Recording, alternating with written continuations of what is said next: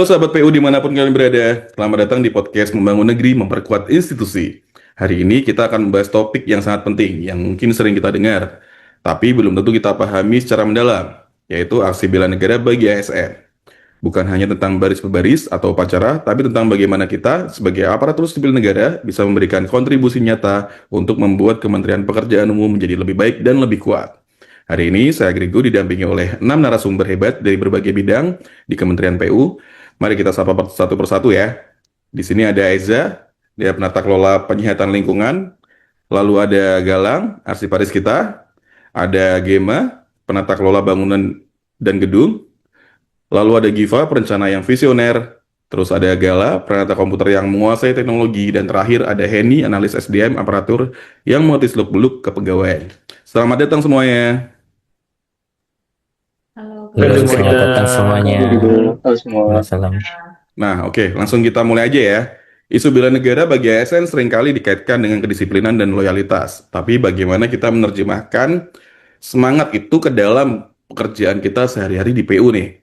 Nah, coba aku mau tanya sama Mbak Heni, sebagai analis SDM mungkin mungkin bisa memberikan pandangan awal. Semoga kira-kira gimana nih Mbak Heni? Silakan Mbak. Terima kasih Mas Greko. Seperti yang kita tahu, bela negara itu esensinya tentang kesadaran dan sikap kita untuk membela negara. Dalam konteks ASNPU, itu berarti kita harus punya integritas, profesionalitas, dan dedikasi tinggi. Kita sebagai ASNPU sudah pasti menjadi garda terdepan pembangunan infrastruktur. Loyalitas kita bukan hanya pada individu saja, melainkan pada institusi dan visi pembangunan yang kita jalankan untuk rakyat. Aksi bela negara yang dapat kita lakukan ya dengan bekerja jujur, menghindari korupsi, dan memberikan yang terbaik. Wah, menarik sekali nih Heni. Integritas dan profesionalitas. Lalu bagaimana ini bisa kita implementasikan di unit kerja masing-masing? Mungkin Galang sebagai arsiparis punya cerita unik. Mengurus arsip kan kesannya sepele nih, tapi penting. Gimana nih Mas Galang kira-kira? Iya, jadi emang betul sih. Emang kelihatannya sepele ya Mas Grego ya. Cuman aksi bela negara bagi arsiparis itu sendiri itu bukan hanya sekedar menyimpan tumpukan berkas atau tumpukan kertas seperti itu ya. Lebih dari itu, ini tuh tentang menjaga memori institusi. Dengan mengelola arsip dengan baik, kita memastikan sejarah dan keputusan PU itu tercatat dengan rapi nih. Nah ini tuh vital banget akuntabilitasnya.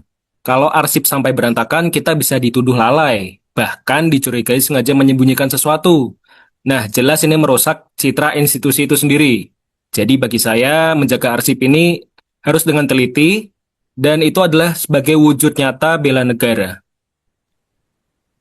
Wah, perspektif yang keren ya Mas Galang. Galang melihat arsip ini tuh sebagai bukan hanya tumpukan kertas, tapi bagian dari pertanggungjawaban. Ini menantang persepsi banyak orang nih.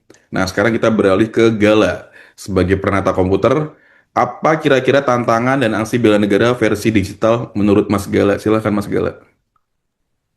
Oke Mas Riko, terima kasih.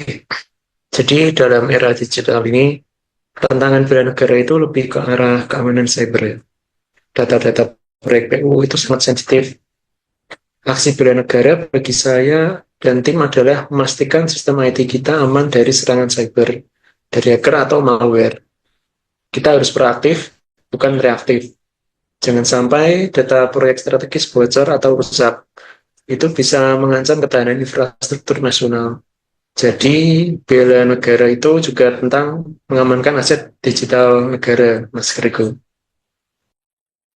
Ah, betul, aku juga setuju sih. Keamanan cyber adalah isu krusial.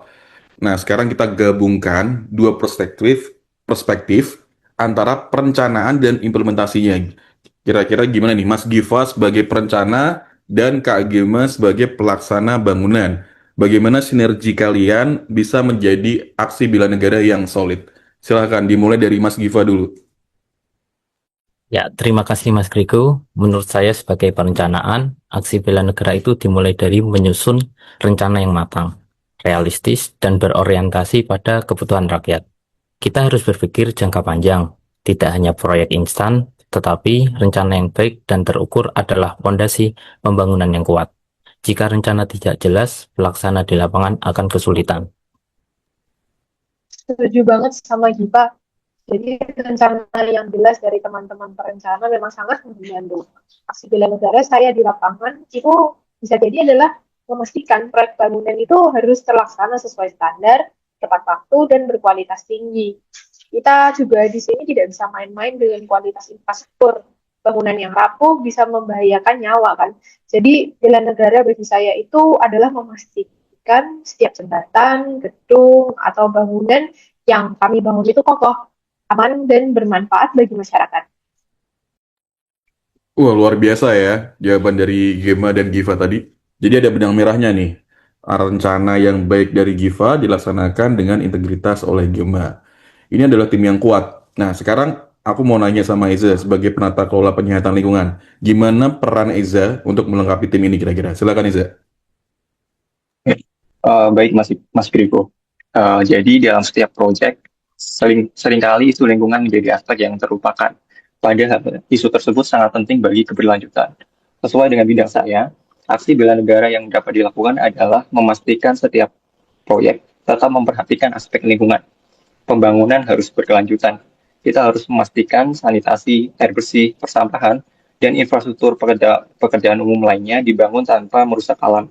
Jadi, ini bukan sekedar membangun, tapi membangun masa depan yang berkelanjutan untuk generasi mendatang.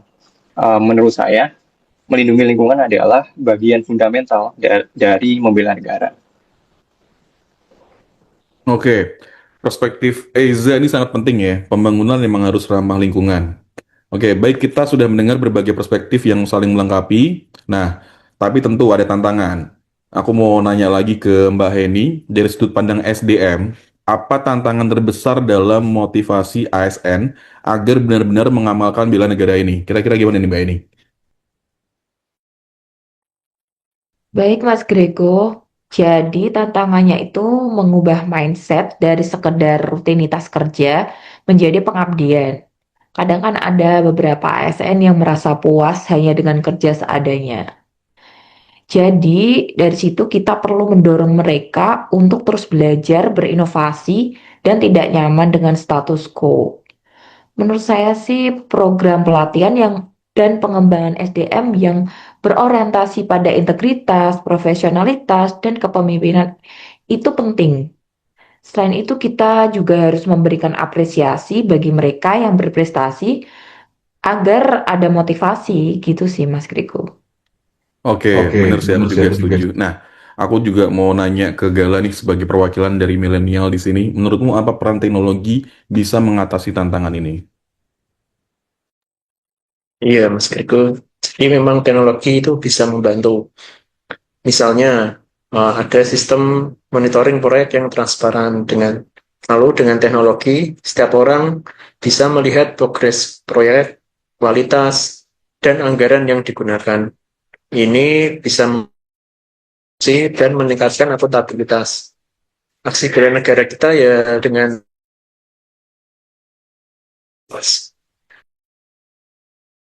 Ya, betul sekali Mas Gala. Dari sisi perencanaan, kami bisa menggunakan big data untuk menganalisis kebutuhan masyarakat secara lebih akurat. Rencana yang dibuat berdasarkan data akurat dan akan lebih efektif dan tepat sasaran. Ini adalah bentuk pengabdian yang cerdas. Oke, thank you Mas Giva dan Mas Gala ya.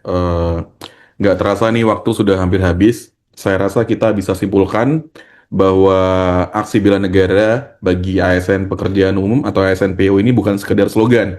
Ini adalah tentang integritas yang dipegang teguh dari mulai Mas Galang tentang keamanan data yang dijaga oleh Mas Gala, perencanaan matang dari Mas Giva, kualitas pembangunan yang dikawal oleh Mbak Gema, lalu lingkungan yang dilindungi oleh Eza, dan semangat profesionalisme yang digaungkan oleh Mbak Heni.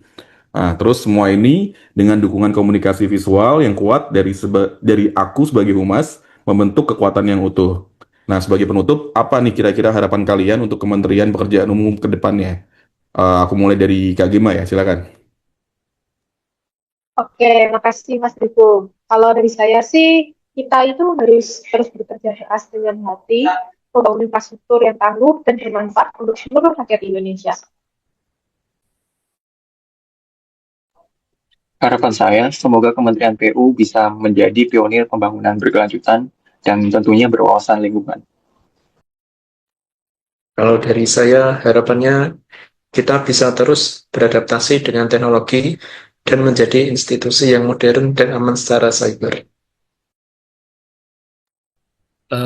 Kalau harapan saya, semoga arsip kita itu semakin rapi, terutama di Kementerian Pekerjaan Umum ini, dan semua keputusan penting tercatat dengan baik sebagai sebuah warisan institusi yang terpercaya. Kalau dari saya harapannya semoga kedepannya kita bisa terus mengembangkan SDM yang berintegritas, kompeten, dan bangga menjadi bagian dari PU. Untuk dari saya sebagai perencana di Kementerian PU, semoga pembangunan infrastruktur Indonesia semakin visioner dan berdampak nyata bagi kesejahteraan masyarakat. Oke, terima kasih banyak untuk diskusi yang mencerahkan ini. Semoga dialog kita hari ini bisa menginspirasi seluruh ASN, khususnya di Kementerian Pekerjaan Umum, untuk menjadikan setiap pekerjaan sebagai wujud nyata aksi bela negara. Nah, sampai jumpa di podcast berikutnya. Terima kasih teman-teman. Sampai jumpa. Terima Ya, kasih terima semuanya. kasih semuanya. Terima Sampai kasih. jumpa lagi.